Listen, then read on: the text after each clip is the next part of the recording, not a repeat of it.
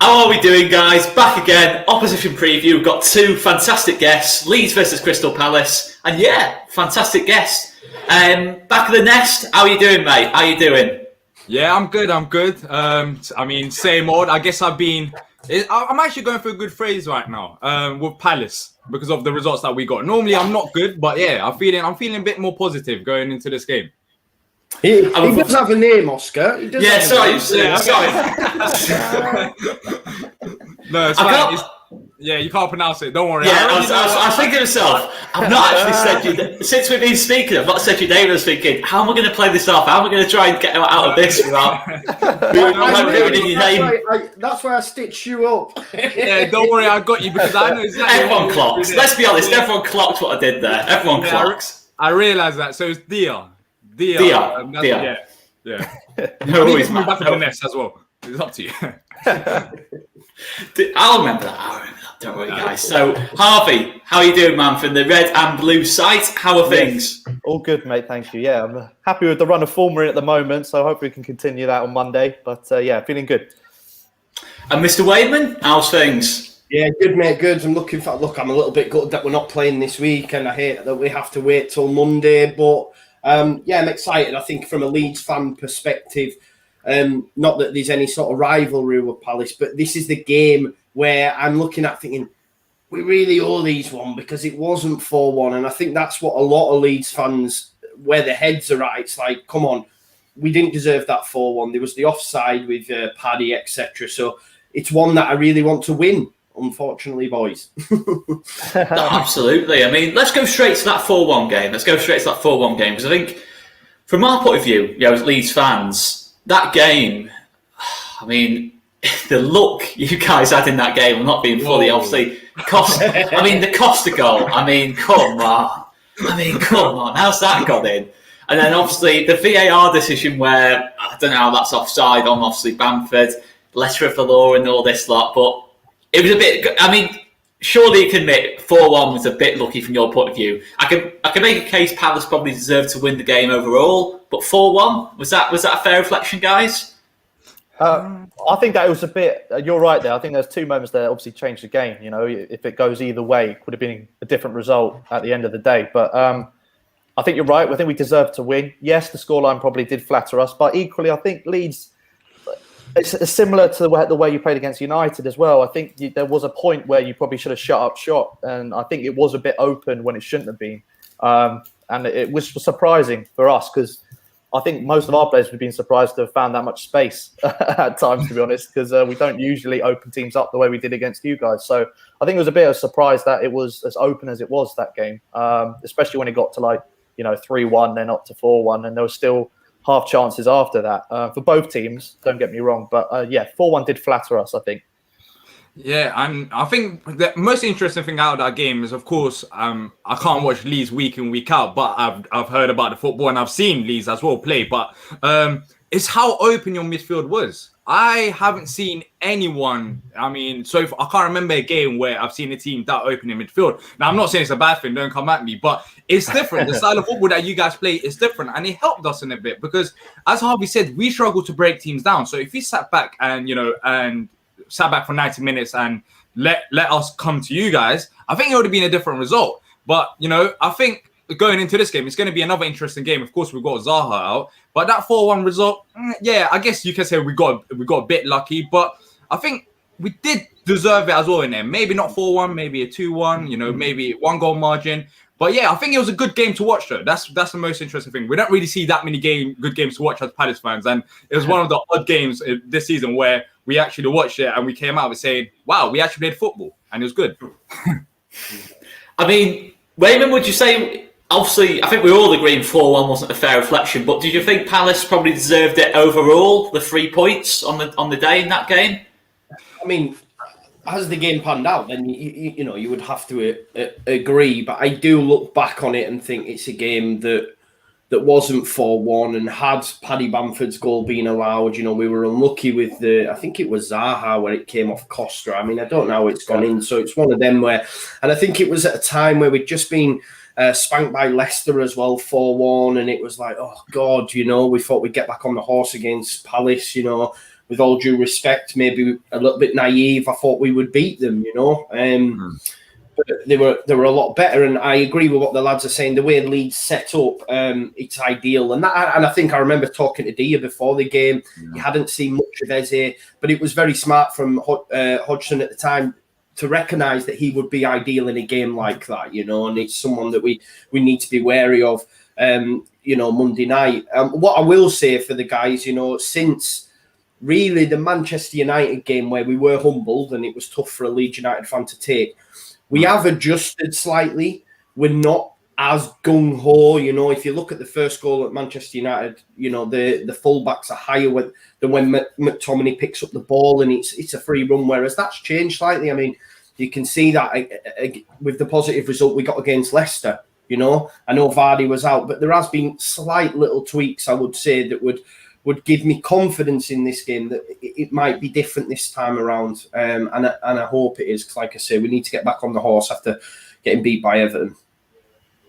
Guys, smash that like button, I think, come on, guys, there's not much support here tonight. Where's the support this afternoon? I just said tonight. This afternoon, I'm all over the place. I'm all over the place this first 6 minutes. But to be fair, if we're talking about being all over the place, a couple of weeks ago, I honestly thought Hodgson was really, really struggling. I think obviously you lost the game, was it to Villa away from home? Yeah. Had 10 men. There was a run. He seems to have turned it since. I mean, is Hodgson... What's the general feeling on Roy Hodgson? I mean, if I go to DR first, what's the general feelings on Mr. Hodgson?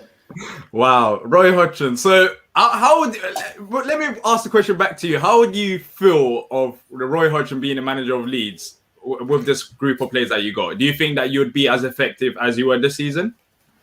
No. I think what I will say is defensively, he's good at setting up teams to sit back and, you know, keep clean sheets and obviously nick. I mean, you won at Man United, didn't you, at the start of the season? You picked up some good results, you know, in games where you probably wouldn't expect Palace to pick up the results. But yeah, I think obviously attacking players wise, I'm not sure Rafinha especially would be as efficient. Oscar, I don't think many Leeds fans will disagree with the group of players that we have.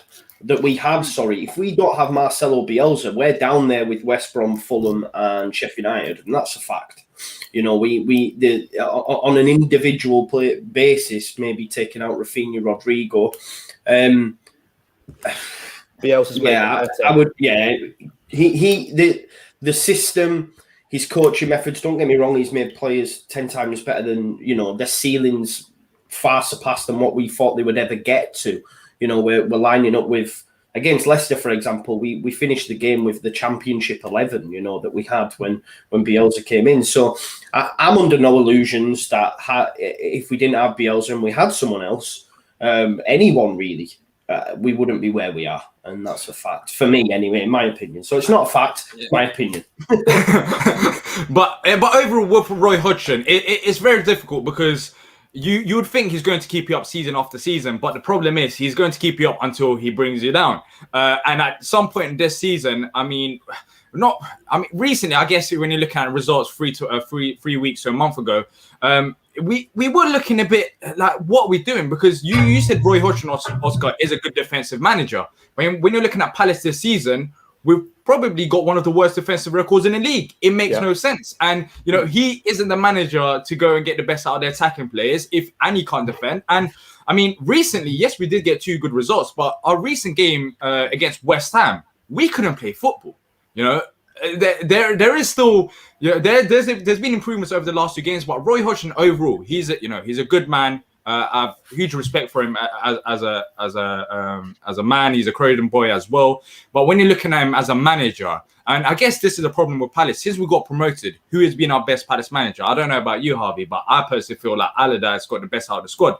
And we're talking about Sam Allardyce in 8 years in the Premier League. So we're in a position where we've had, you know, Sam Allardyce, Tony Pulis, even Neil Warnock came back to the club. We've had these type of managers where Roy Hodgson did well, didn't he? Yeah, he did. Well, for 4 games. So that's the only hope that we had. And I think with Roy Hodgson, he'll keep us up. But this season, he hasn't quite felt the same. Last 2 games, we have got results. But, you know, when you have Roy Hodgson as a manager and you're struggling defensively, you know something isn't going right. And at times, he's got his favourite type of players as well. And, you know, he doesn't like using the youngsters, which we would like to see at Palace when we're struggling.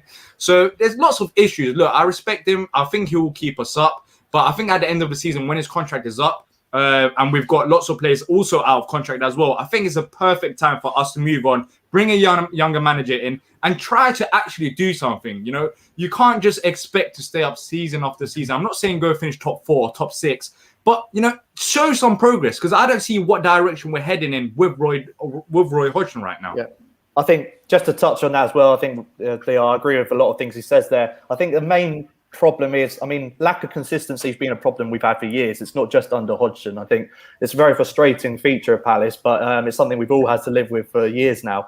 But I think with Hodgson, you just feel like he's getting to that age where, you know, the motivation for him to continue, I'm not quite sure if it's there at the moment. A lot of his, as DR said, the teams that he picks are quite confusing. He will have specific players that he likes to put in no matter what.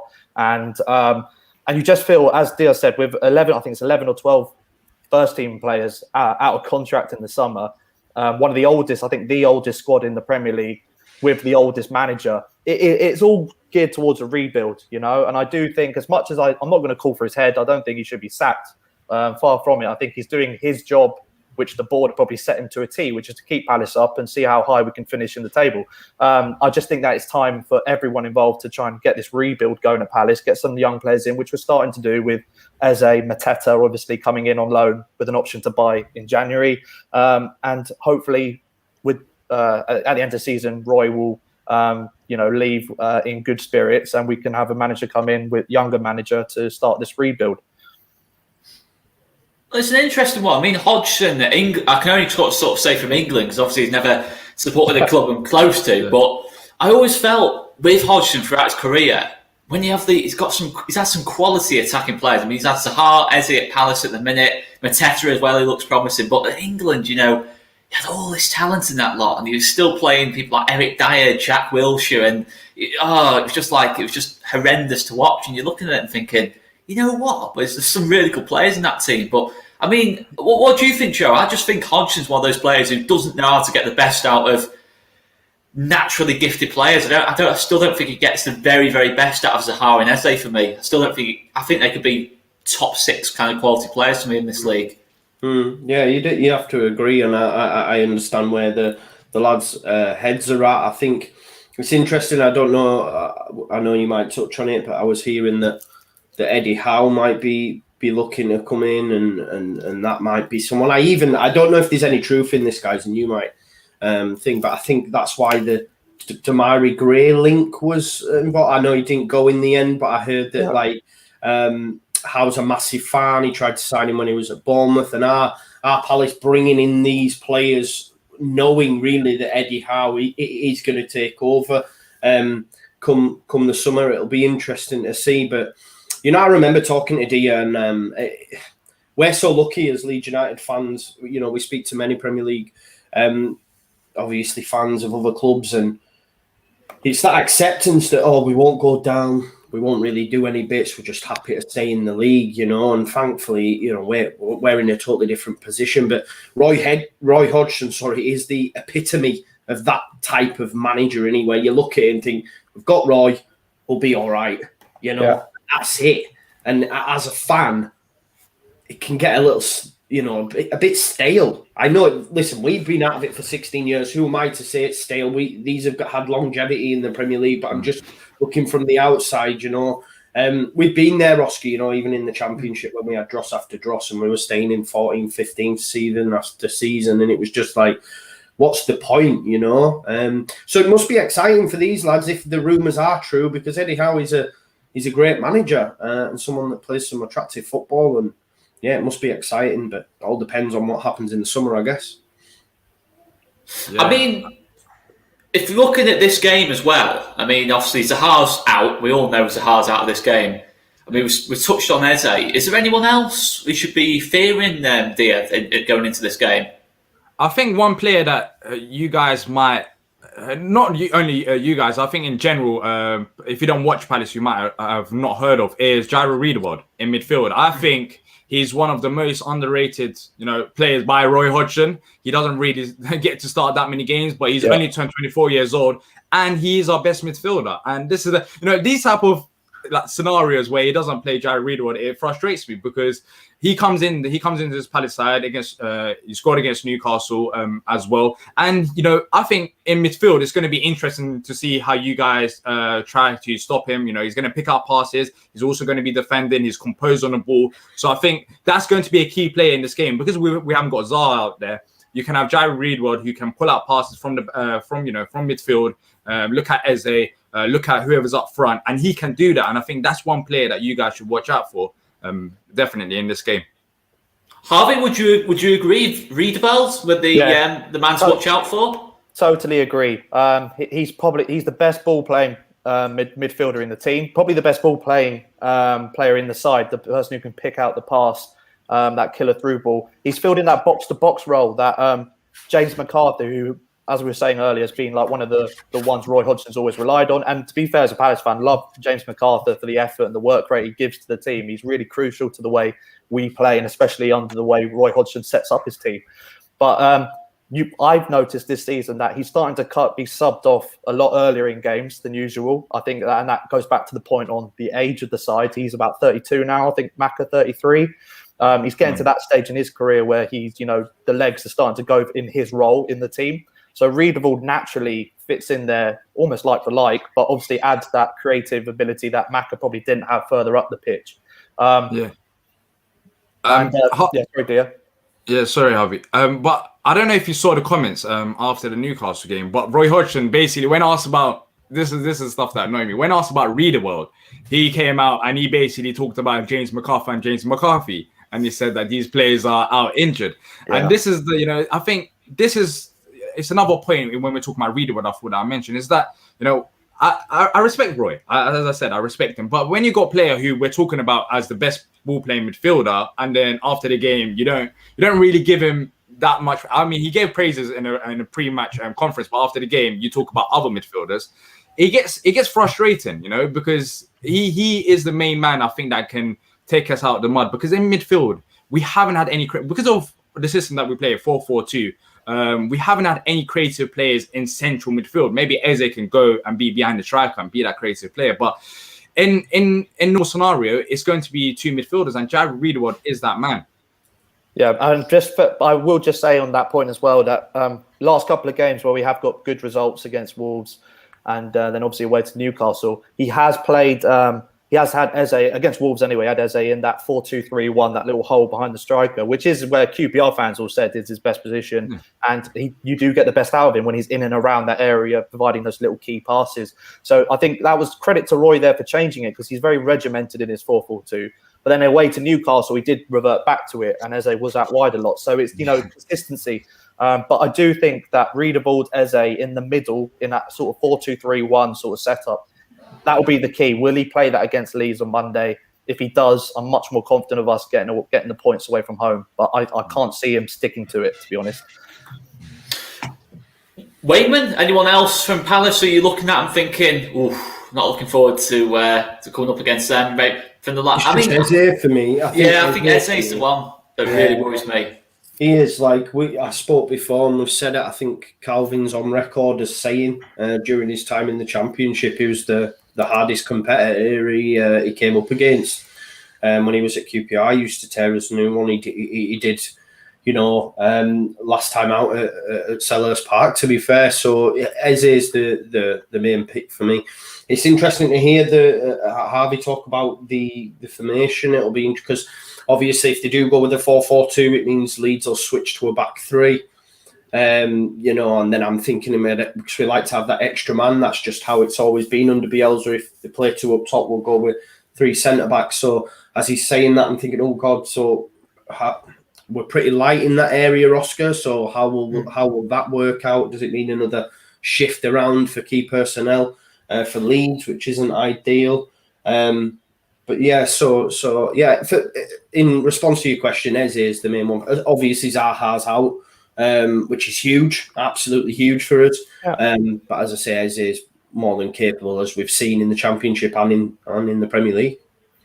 What worries me most about Eze is the way he strikes a ball. I mean, we can defend brilliantly against Palace. And I saw it, I don't know if you saw his goal against Wolves, Joe, but he hits it on his weak foot and the ball's in the back of the net before the keeper's even moved. I can't believe how well he hit the ball. It's like a knuckleball into the bottom corner. And I'm thinking, we could keep Palace quiet throughout the game. We could have 2 shots on goal. Eze could have both and they could win the game 2-0. That's what worries me. He's got that ability to just, the way he strikes the ball is phenomenal. But, I mean, 3 goals, 3 assists for Eze. Is he best player so far this season, guys, would you say, for Palace? Well, him or Zaha, to be honest. Because Zaha's added on to what he's been, to be fair, missing the last couple of seasons, which is goals and goal contributions to his game. Because we all know he can take on players and create space and give that wow factor, to a game, or that moment, that special moment. He does that week in, week out. It's quite easy to him. But I think the problem last season especially was providing goals, especially when we were in tricky situations. He didn't really add enough goals, in my opinion, that he should be getting. And this season he's been,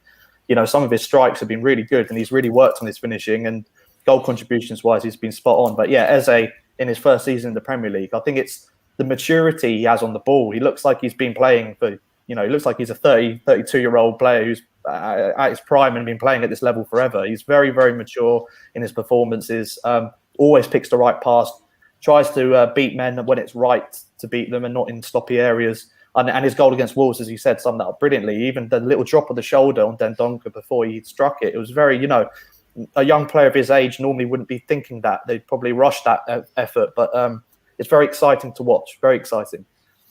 Yeah. I love Eze. I mean, I've got no words but love for this guy because he's so young. He's just naturally talented, and I think one key factor with Eze and normally it's Eze and Zaha playing is that teams that last season they could just focus on Zaha because they know that we haven't got any other creative players. But without having Zaha in this side, now teams can, before this season, they struggled against that same strategy because you got Eze there as well as Zaha. So if you just send 2 players to Zaha, then he can just give it to Eze and then he can run through your team. It's like a throwback to Zaha Balassi, back in the Yeah, exactly. Yeah, definitely. Exactly. And the problem with this game is that, of course, you're not going to be having Wilf there, so it's going to be on Eze. But Eze, I think, yes, he can shoot the ball, but his whole technique and the way that he can dribble with it, the goal that he scored against Sheffield United, he just ran past 3 or 4 of their players from the halfway line and just slotted it in. He is that player, and I genuinely believe that he will be up there in the next 3 to 4 seasons once he reaches prime in the Premier League. People will be talking about Eze, and we'll be one lucky team if we can keep him, because if he keeps his head down as he has so far, and considering that this is his first season and you got players who come with big money moves and they can't hack it in the Premier League.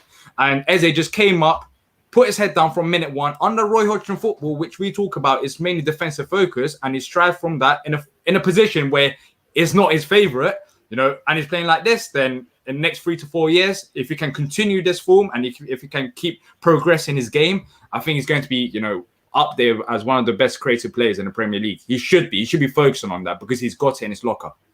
I love that, I think my favourite thing is that Premier League teams are now taking a chance on Championship players.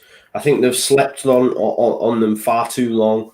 They would wait for them to progress to a stage where they never then pick them up, if that makes sense. It seems like to me at the minute, if someone's performing well in the Championship, Premiership clubs are like, right, let's get on it. We've seen it with Bowen at West Ham, Ben Rama, Eze. It's just nice to see because they've all done well as well. Yeah, that's what I'm saying. The quality's there, whereas previously they just sleep, and then it gets to a stage where they come up out of the division and the sort of careers stagnate a little bit for me. So it's nice to see them getting picked up now nice and early and given a shot.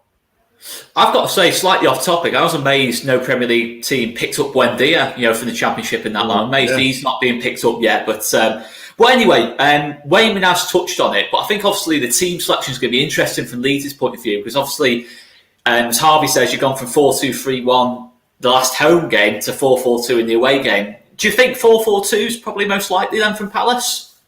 Away from home, I'm expecting it. I'm expecting him to set up 2 banks of 4, look to grind out and then try and get on the counter-attack. Although when I say that, get you on the counter-attack, it's very difficult for us at the moment because we're so slow going forward on the break. It's so slow to watch, and that's been our big problem is because he's setting up for that counter-attack and to be regimented and to frustrate the opposition in away games and then break. But we don't have that speed to then break. And especially with Zaha out of the team now, it's going to be even harder. So I personally feel we shouldn't set up 4-4-2 because it's not really worked the way Roy wants it to work.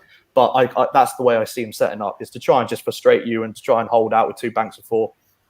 Do you agree? Yeah, I agree. I mean, with the 4-2-3-1 system against Wolves, that was a shock. When we saw the lineup, it was like, what is going on here? Because Roy has not changed the system, and the system that he's favoured at his time at Palace in 3 years is a 4-4-2 or the 4-3-3, which we saw last season. We've never seen the 4-2-3-1, so I never thought it would happen. But in that game alone, in the second half, it slightly changed. I don't know about you, Harvey. I don't know if you noticed, but we changed to a 4-4-2 from a 4-2-3-1. So, yeah. And like that, we managed to score a goal. So we had that 4-2-3-1 experiment for 45 minutes. It was it was something that I'm proud of that I witnessed under Roy Hodgson, because I never thought that you would have this longer. But it only lasted 45 minutes. So going into this game, I'm 80% sure it's going to be a 4-4-2, even with Will Fout. But I think it's going to be interesting who starts up front. Of course, Wilfried Zaha playing up front last game with Michy Batshuayi. That just didn't work, in my opinion. I feel like there needs to be a player who can hold up the ball. So let's see who Roy plays. Does he bring on, Jordan Ayew next to Batshuayi, or does he bring on, a Benteke? I don't think the new sign is going to play, I'll be honest with you. Just slightly off topic again, but my biggest memory of Hodgson was when that Iceland game for England, when he just put Jack Wilshere on at half time and just thought, just retire, just retire. Kane on corners. Kane on corners. That's Kane on corners. That's the brilliant. But I remember Dyer took the free kicks as well, didn't he? To be fair, it's just dark times. To be fair, but with that in mind, then Palace going for 4-4-2. I think we can expect something like this from Leeds. So I'm thinking something like this. To be fair, I think judging by what Bielsa kind of said, I think Click's a debatable one, but Rodrigo Moreno's obviously out for Leeds for the next couple of weeks. So, I mean, if you're looking at that, I'll go to Dia first. I mean, who would you be looking at in that team, or one area of the team that makes you think, "Ooh, that's going to be tough to stop on Monday night"? I said this to Joe last time around. I'm going to say it again. It's Patrick Bamford. He was when he was at Palace. Legend at Palace. No. When he was at Palace, he couldn't play football, and all I saw was him just doing this for 45 minutes on the pitch, just touching his hair. But now at Leeds, I don't know what's happened. Maybe he's just matured, but he looks like a player and a half. And the goal that he scored against Leicester the other day, I was watching that game. It's just brilliant. I'm like, where was you at Palace? Where was this Patrick Bamford? So that's one player that I'm watching out for. But apart from the Bamford jokes, I think in midfield, Calvin Phillips, he's going to be. I wonder how Palace are going to approach him. Are we going to have a man on him throughout the game, because he will pick out them passes and is also solid as well in terms of defensively. So yeah, Calvin Phillips and Bamford for two different reasons. I just think that formation as well, the 3-3-1-3 we tend to play, Roy Hodgson will be looking at this and thinking, what on earth is this? What on earth is this? This isn't football in that lot. You'll be. I mean, Harvey, is there anyone you'd particularly fear from that Leeds team? Well, I just think the team in general, the way you guys. I'll pick a player in a sec, but I think just the way that you guys break forward, I think. The efficiency you have, or that Bielsa demands on the lead side when they're going forward with the pace on the wings. I think Harrison and Rafinha, I think, are two players that do worry me out wide. I think they're great players, but yeah, with our back four, as we said, they've conceded a lot this season compared to last season. Maybe age has got something to do with that at centre back, and obviously not having a settled partnership this season. I do worry about. You getting in behind or causing us problems on the counter-attack. And I think Harrison and Rafinha are the two that I look out for. And obviously Bamford, for the reasons DR said, it will be typical for him to score, one or two, maybe more against us on Monday. I would not be surprised, especially after how poor his loan spell was at us before. I'll tell you one player who did actually pick my eye out from Palace, probably Guaita in goal. I think he's because obviously we just played Everton and Robin Olsen in goal for Everton was just absolutely unbelievable. Just basically turned into Gianluigi Buffon for 90 minutes, and I'm fully expecting the same from Guaita. Has Guaita been as good this season, or again I've not seen loads of Palace to be honest, but is he? I just think with the goals Palace have conceded, being set up defensively, is he been at fault for anything, or? I personally don't feel like he's been at fault. And, Vicente Guaita, he's one of the reasons Roy Hodgson's at the job as well. I mean, the saves that he's made, last season, especially with Jordan Ayew scoring goals, which was only 9 goals, but that was a massive plus for us. The player scored 9. Yeah, exactly. 9 goals under Roy Hodgson. That was, it's like 15, 20 goals.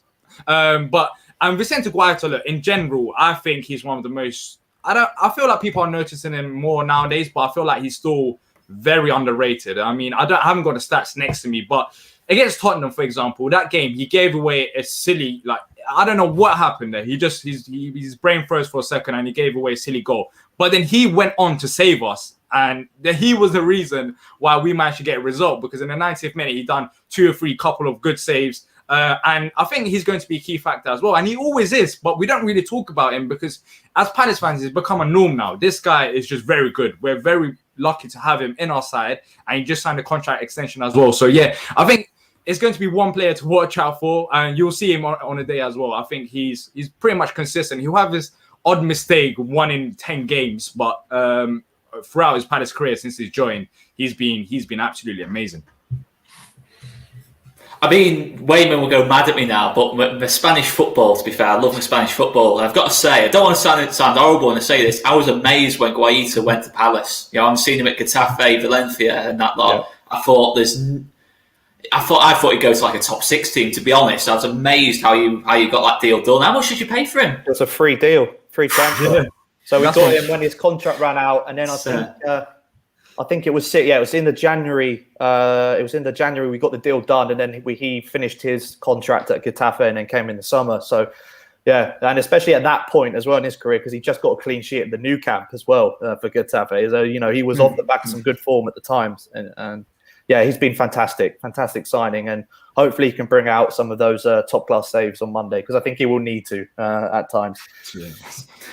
But just going on to the Leeds angle then, Joe. I mean, obviously, there's a player who Harvey and Dia will probably not know has been getting a bit of stick recently, but that is Mateusz Klich. And to be honest, looking at Rodrigo's out, do you also think, as like me, that Klich's going to step up into that 10 role or play a little bit higher against Palace? Maybe up against Wiedewald? Yeah, I was having a look at it myself, mate, with the back 3. I'm not sure, I don't think he'll go with Dallas there, surely not, will he? I don't know. You don't think at right wing back?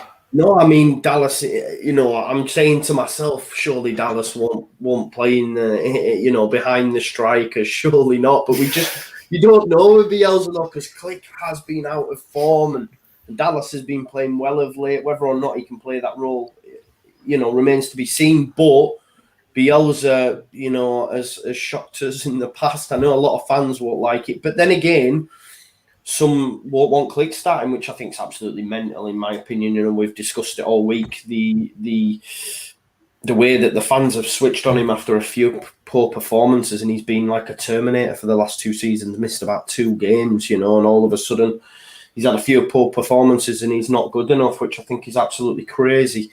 But it'll be interesting to see, mate. Could he go Tyler there? You don't know. Because to be fair, Tyler, I didn't even think of Tyler, to be honest. Yeah. It's true. It'd be interesting to see. I mean, it'd be mad if he employs Dallas in that role, and do we see Jamie Shackleton at right wing back? I'm not so sure on that, but we'll have to wait and see. But I think the back 3, like I say, we haven't got any other options, have we, really, other than Ayling, Cooper. The only other thing is Phillips might drop in there. We've seen that a couple of times, but I still can't. I think, was it Burnley? I think he did that again. I can't see him doing that though. He did that against Crawley as well, and it didn't really work. Well, you forget about the Crawley game.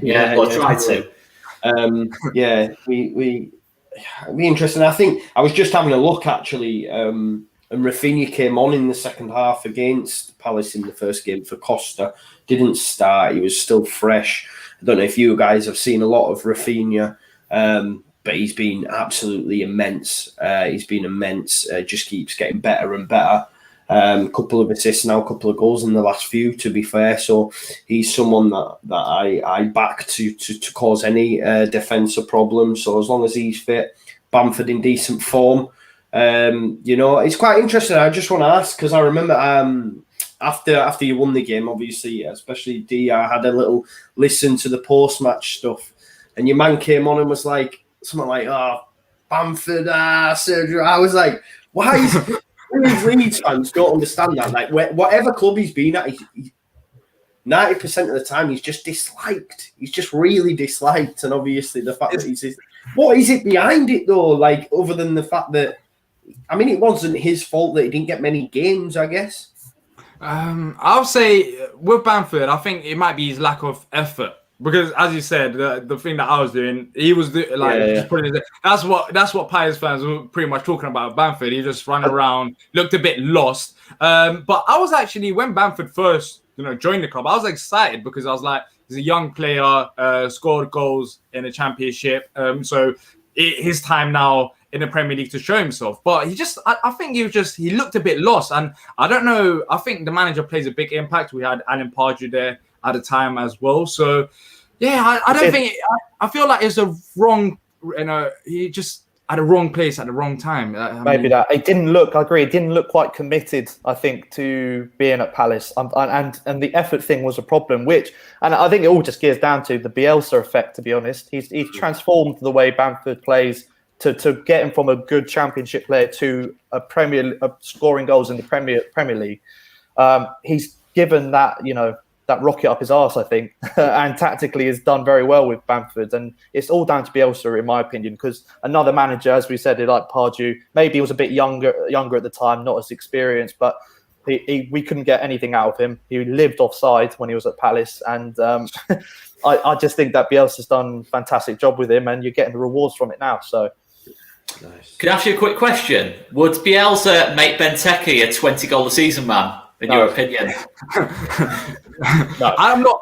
I don't think he will, but Sam Allardyce will. Well, yeah. To be fair, to be fair. I mean, Sam Allardyce was a blessing for Benteke when he came to the club, and it sounds so weird. You guys are gonna be like, "What are you guys?" But honestly, Sam Allardyce has been the most exciting manager to watch since we got promoted.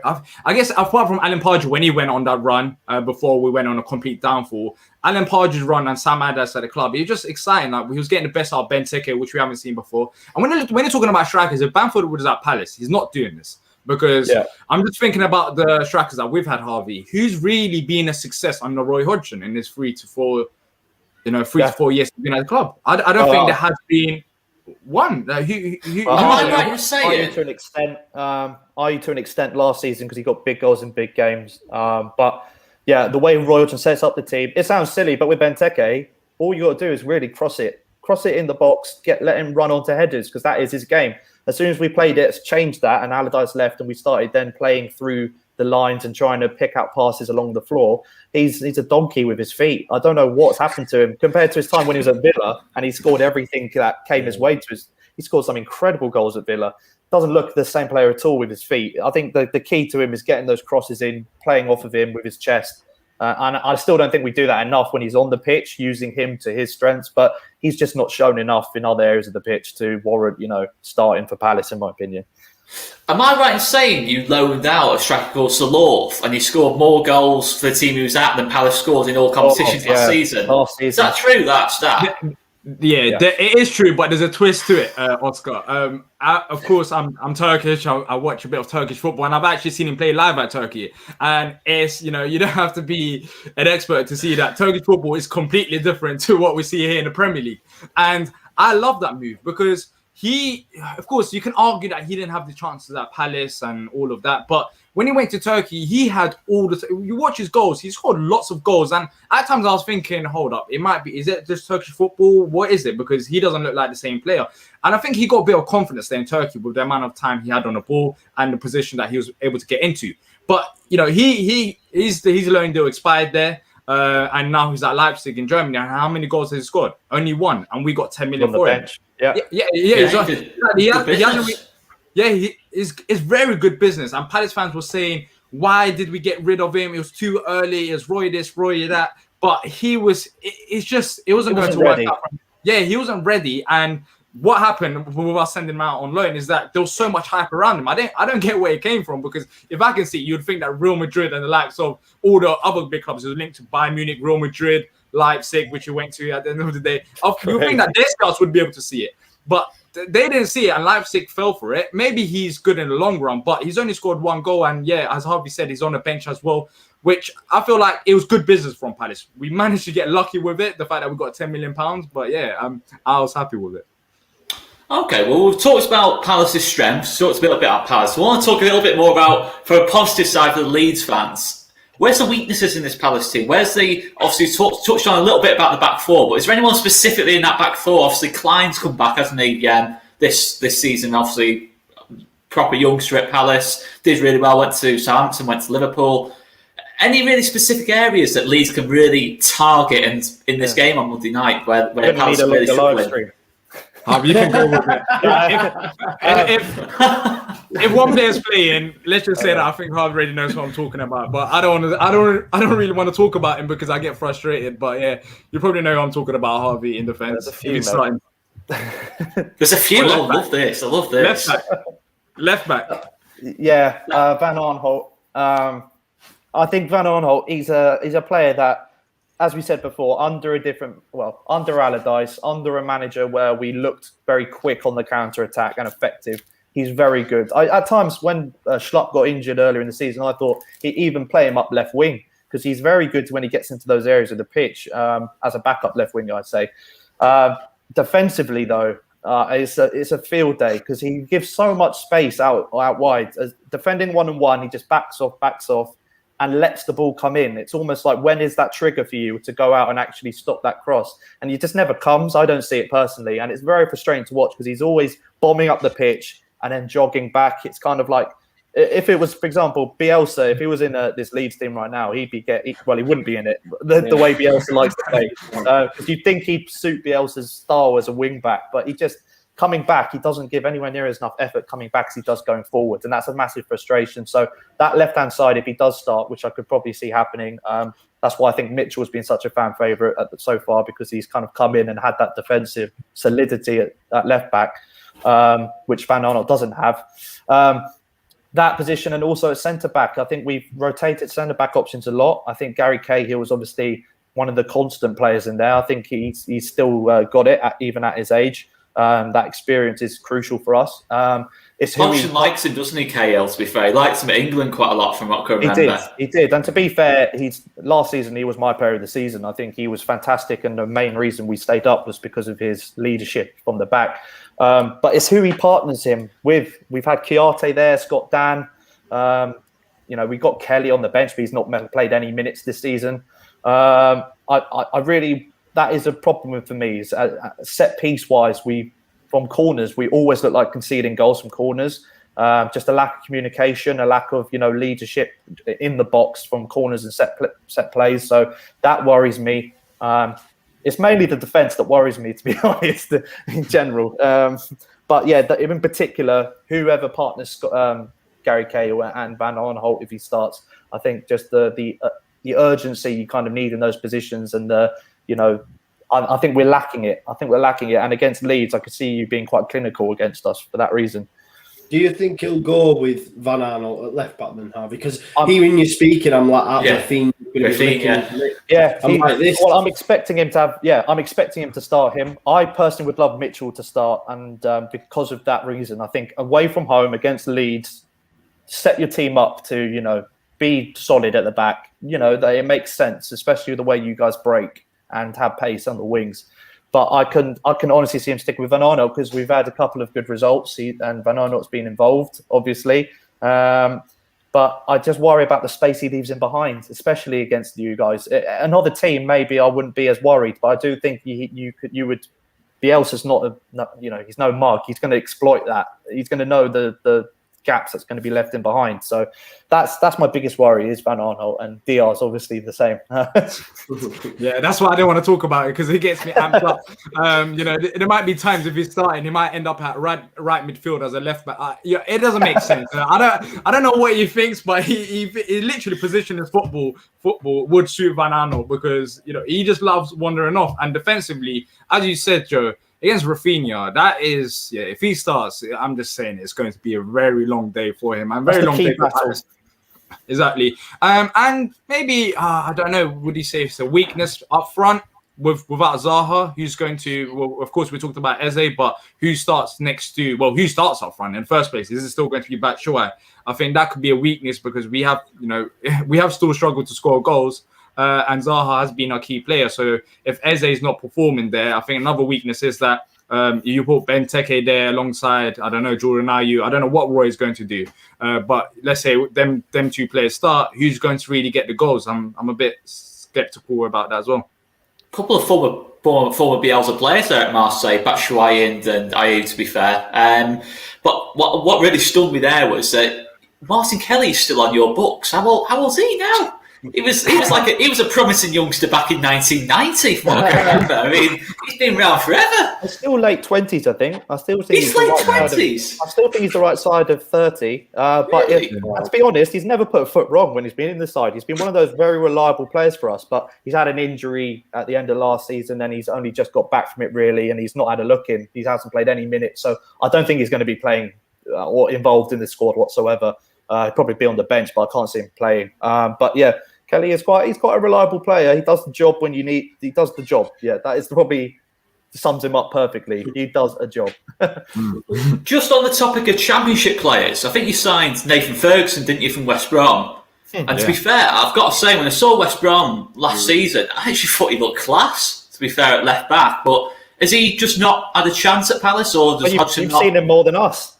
Not really. So he's not being fancied at all. No, it's a more case he's been injured. He was injured when we signed him, and I think he was back training before Christmas, ready to play, and then got another injury in training. So it's best been a reoccurring injury, and it's very frustrating because I know the actual initial fee wasn't that much, but I think the amount of compensation we gave was to West Brom was quite high for the fee we gave him. But I'm excited to see him play, but I haven't seen anything of him. I haven't seen anything. I'm waiting. We're all waiting for him to be fit and playing again. And then when that time comes, I think he'll be a fantastic player. But yeah, as I said, you guys have probably seen more of him than we have. Yeah, and I think some Palace fans probably forgot about him at this rate. I mean, Nathan Ferguson, that's the thing, he was our Aaron Wan-Bissaka replacement. So he came in to replace him after a season with just one right back playing. But of course, he's been out injured. But at right back, I think it's a good mention. It's a good time to talk about him as well for you guys. Is Nathaniel Klein.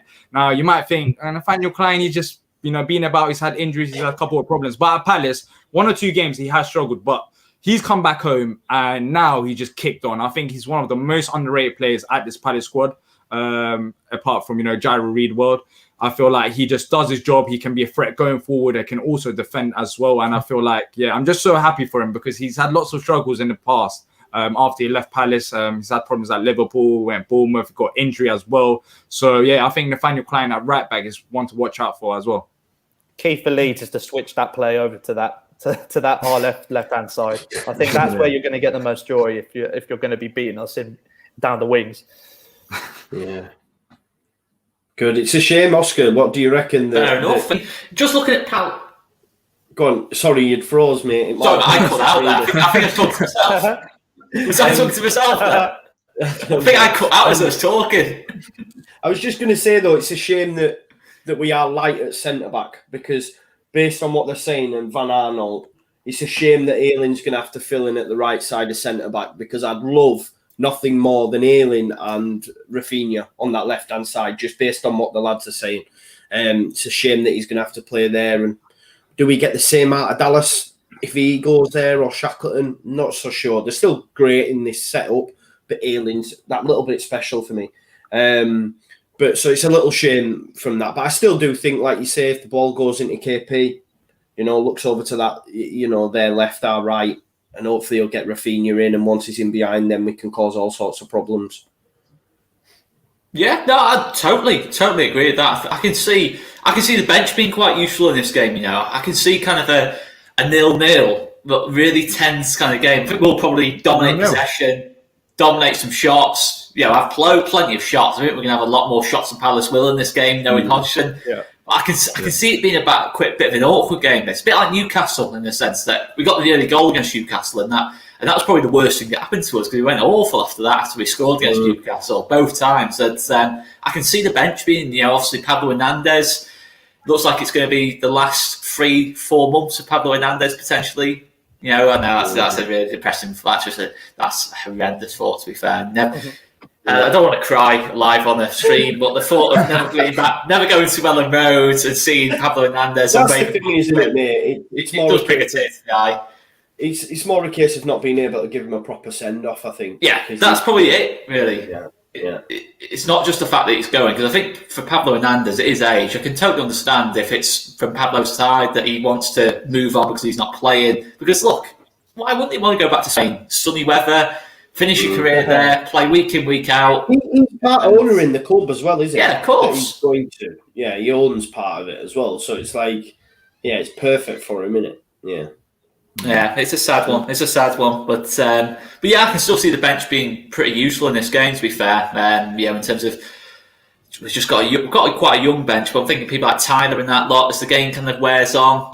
Palace quite an old back four really. In terms of not much mobility. I can see Roberts coming on just behind Bamford or even starting. As Joe said before, I can honestly see that bench being useful. But just to go on to the before we go on to predictions. Obviously, Palace at the minute, mid-table, just below Leeds. What's kind of like the overall target now for Palace? I mean, is it just the same as what it's been for the last sort of 6-7 years you've been in the Premier League? Just finish as high as you can, or are you thinking now get Zaha back, Eze, Mateta you brought in, striker in that lot, Batshuayi, get the best out of him. Are you thinking top 10 potentially? In terms of if you get all those because that front three to me, I'm thinking. That is a top front three. That, to be fair, but can Palace finish higher? Finish top half maybe? With the squad that you mentioned, you would think so, but I don't want to get carried away because every time I get carried away after, I don't really get carried away after results, but every time we get carried, as fan base, we're like, oh, we got 2 wins now, we can go push on. We go, Roy Hodgson. You sound like me, do you? That sounds familiar. I was just say that sounds familiar. I'm like. Every time you win, I'm like, Europe's back on. Yeah, and then afterwards, same old happens. But in terms of top 10, ideally, that's where you would like to finish this season. I think Roy Hodgson spoke about it before the game.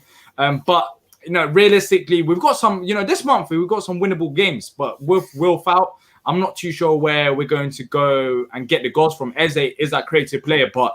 There's going to be lots on his plate to handle at the same time. So I'm not too sure. I think realistically, just staying up under Roy Hodgson is the most, that can happen. That should happen. And I haven't got high expectations because every time I got a high expectation, I just get disappointed. So hopefully we just stay up. And as we said, at the end of the season, we can look at a different approach. Yeah, I mean, that just sounds so familiar to us. Like we were Googling Europa League music on after the Leicester game. No, I agree with DR. I think that, I mean, we will stay up this season. There's no doubt about it. I think that Fulham, West Brom, Sheffield United, there's a gap forming now as well, considerable gap after Fulham drop points. So, we'll stay up for sure. And I think as long as Roy's there, we will. And with the players we've got in our squad, but it's always been that, what is the next step for Palace? It's always been that. And I think with, as I said, so many players out of contract in the summer, oldest squad in the Premier League, it's all geared towards a rebuild. And I think whether that goes right or wrong, obviously that's going to be in the future. Now we'll see what happens. But the next step is definitely being consistent, top 10 side, and then whatever happens. Because obviously the gap. I know it's kind of been a bit more fluid, the top 6 than it used to be, and especially the top 4. But to break into that is so difficult now with the money that those teams get for just being in the competitions. The gap starts to get bigger between those top 6-7 teams and the rest. So. It's going to be hard for anyone like Leeds or Palace to break into that unless you've got a particularly good manager and a good set of players, or just have one of those seasons like Burnley had, where everything clicks. But for us, being a consistent mid-table / top 10 side, I think is the realistic goal, and then try and see if we can break away from there, have one particular season where things all start to click into place. But at this point in time, with the squad we have, the manager we have, and the position we are with contracts, etc., it is basically, we will stay up this season. That would be the aim, typically, first and foremost, to stay up and go from there. Can I just ask a quick question just on the Eddie Howe stuff? Is that the same? You'll know more than us. Is it being said around, Palace fans that Eddie Howe is in, and are you excited by that? To be honest, it's talked about. I wouldn't say there's anything like strong or concrete linking it. There's been a couple of names thrown about, but yeah, Eddie Howe's, I think, one that everyone's been mentioning. It would fit what we're looking to do with a rebuild, a young manager with a fresh approach, a vibrancy to the club. I'm still a little bit like this with Eddie Howe, only because he spent a lot of money at Bournemouth and got a side and spent it poorly in a lot of areas, got them relegated. He bought some dross, didn't he, to be fair? Yes, I mean, Jordan Ives is a good example, and obviously I hope Jordan Ives all good, because he obviously got quite a lot of issues with depression at the moment, and that obviously came from his time not playing at Bournemouth as well. So, but it was a 30 million they spent on him with big wages. A lot of players on big wages still at Bournemouth, actually, off of what some of Eddie Howe's signing. So I still think there's a little bit of I wouldn't say immaturity or anything like that, because he's been a manager for a long time. But I think there was poor signings there, and I do worry about that, especially when we're going to be looking to make a lot of new signings in the next few seasons. Will he be the right man to get the right players in for the right money and to then, keep us up with all those changes? But yeah, I think he definitely fits the mold of what the club will be looking to bring in. It is a massive risk, isn't it, Dia? Because like you say, loads of players out, you bring in young, fresh, 20 games in, and if you're in relegation zone, do they go exactly revert to type, push button, Allardyce? Do you know what I mean? And then it's all ruined again, though, So it is. It's true, though, isn't it? That's what can happen. We'll try this route. Oh no, we're going to lose our position in the Prem. Bam, panic button. And I get that, because there's a lot of money involved, but it is a risk, isn't it, Dia? Especially if you're just looking to switch it all up. Yeah, it's always going to be a risk, but you take risks and you prosper. That's the way it should be. I mean, we've got this. It's a risk mentality for 8 seasons, and it's different for you guys, of course, because you just got promoted after a long while. You'll probably be happy with staying up. You was even talk about European football at some stage. So last week. Yeah, exactly. So it's different when you're at Palace. When you're Palace and you got promoted a while ago now. It feels like we've been in this position and the same position for all these years, and we've ticked off all the managers. I think the only manager that we haven't ticked off since we got promoted is probably Mark Hughes. So if things go south, that style of manager, that's exactly that style of manager. We've ticked. We're running our managers in that aspect. But I am willing for us to take the risk. I feel like in South London in general, we've got a Cat 1 academy. We've got lots of players who is a football area. There's really good youngsters there. Ruben Loftus-Cheek came from there. Sancho came from here.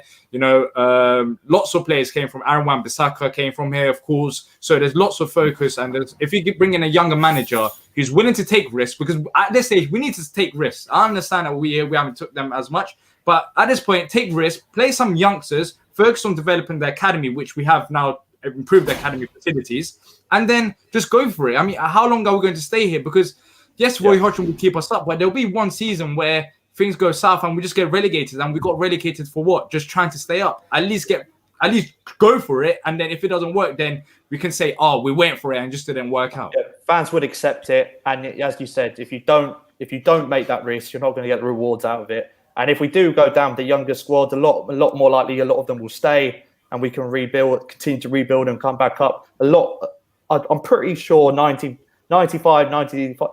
of Palace fans would be more than happy for us to try and go for it. And if it doesn't work out and the worst comes to the worst and we do go down, then at least we can say that was, we waited in lingo for 6-7 seasons just trying to stay up, finish bottom half of the table, an odd cup run here or there. and at least we gave it a go, and it didn't quite work out because it is getting to that stage where it's a bit tedious now. I honestly think, though, those managers you mentioned, like Allardyce, Pardew, Hughes and that lot, and Steve Bruce and that lot, they're all part of this syndicate or something because they all seem to follow each other into jobs, and it's got to be some kind of syndicate. There's got to be something going on there. That's all I'm saying. There's got to be something. It's a bit like, if you ever watch Hot Fuzz. Yeah. Yeah, it's a bit like that for me. You know, like they're that. Like, they're definitely part of some kind of group or something. But anyway, right, let's push you on to predictions then. I'll start with the Palace fans, and we'll probably work our way up in terms of positivity. So I'll go to Harvey first. What's your prediction for Leeds versus Crystal Palace on Monday night? I'm actually going to go 2-2. I think that there will be chances in this game. I think the way that both teams have been, I know that you've obviously improved in recent weeks with this, but the way both teams have opened up or looked vulnerable and conceded goals this season in general, I think there'll be chances for both teams there. As I said, you're a lot quicker on the counter-attack and on the break than we are, so it's all about how clinical we are and how we take those opportunities when they come. But I can definitely see there being goals. I'll be very, very surprised if either team has a clean sheet, to be honest. But much more likely Leeds will, don't get me wrong, but I'll be very surprised if either team keeps a clean sheet.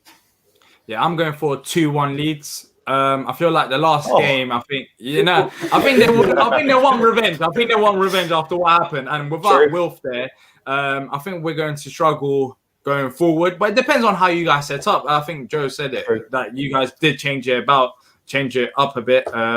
Most recently, so we'll see how you guys set up, but I feel like we're going to struggle, and we shouldn't struggle defensively, but it all depends on who starts at the back as well. But I'm not as confident going into this game, and I might be playing games here, but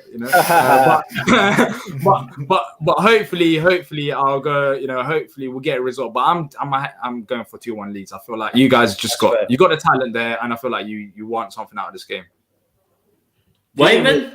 Dia was very, very self-deprecating last time we did. Yeah, that worries me. Remember that. They spanked us, man. I remember him saying, I'm worried, all this, and they spanked us, so be careful.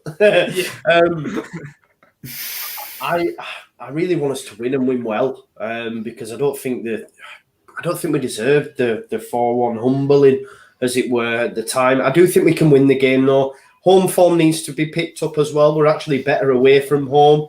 I know people won't say, these. I suppose it is different because of COVID and whatnot, but it's a fact that's there. It's something we need to improve on. I hope the pitch is a lot better. I don't know if you guys seen it. We had the new pitch laid, and we were slipping all over in the lead up to Everton's goal. Jack Harrison. The first goal slipped and they caught us in defensive transition. There was a lot of slipping. So hopefully the pitch is bedded in a little bit better as well, because it's key to how we play. But score prediction, I do think we can win. I'm going to go 3-1. I know that might sound a little bit overconfident, but I do think we will create chances just based on what the lads have said as well. Just the introduction of Rafinha as opposed to Helder Costa. He's just like chalk and cheese. Even when Costa's playing well, he's nowhere near on Rafinha's level. Rafinha's a special talent. Left back's an area that these guys have said they're not confident at. So for me, I think he can rip it up. And Patrick's in decent form, so I think he'll get a couple as well. So I'm going to go 3-1. I may be wrong, but 3-1, yeah. I think we'll win as well. I think I can see it being tight though until kind of like the last 20 minutes. I think 2-0. I think a 2-0 kind of game. I think it will be. I think first sort of half an hour or so we'll probably struggle to break Palace down, and it'll be one of those games where I think there was quite an old back four, and if Riedewald doesn't play in front of the back four, I just think as the game goes on, as our press starts to kind of take over. That's brilliant, by the way. That is brilliant. Sorry. We did want everyone in the comments to be friends as well, didn't we? We did want that. Yeah, it is, to be fair. It is. What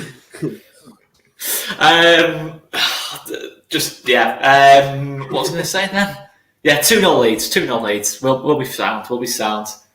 So it'll be 2-0 Palace then. Because Joe, I'm pretty sure you was confident last time as well. Yeah, I was. You'll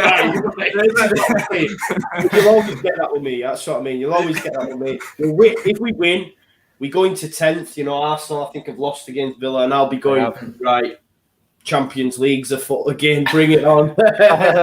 I am confident. And we need a win, Oscar, because I think we've got some difficult ties coming up. Arsenal. Yeah.